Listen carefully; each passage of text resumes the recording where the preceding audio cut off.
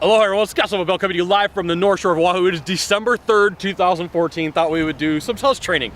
And so, I just got off the phone with one of my clients. So mainland time is 2 hours ahead of where we're at. And it's like 7:30, so it's 9:30 California time. And he wanted me to come out and do some training. And there were some challenges with the money that he had because he wanted more money. And he didn't have what was needed to get me to come out. And so the thing I want to talk to you guys about is being flexible. Now, I could have stood my ground and said, hey, look, absolutely not. I'm not coming out unless you give me X amount of money. But here's the thing. There's salespeople who would have missed out, and I was able to come up with a plan for him to figure out a way to make it happen. So like one of the modules that I teach you guys is MIH, make it happen, be creative. So I was able to figure out a creative way for him to get his guys trained for what they need to do for their sales to be increased so that he would have the money in the future. And the thing is sometimes people aren't flexible enough in the sales process because they're like, it has to be like this, it has to be like this, it has to be like this. And it creates some challenges because with that rigid issue, the creativity just goes away. So we were able to come up with a creative solution to figure out how to get his guys taken care of, to get them the training that they need so that they can make more sales.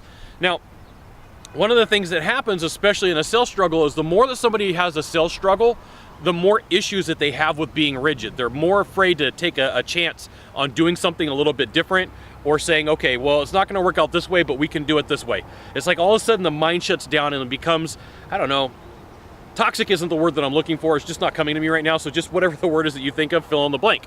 So in the sales process, sales is entirely creative. It's one of the most creative processes out there. It's because you're building pictures in the mind of the buyer. You're building a story from, when I say story, it means a bunch of facts wrapped with information, okay?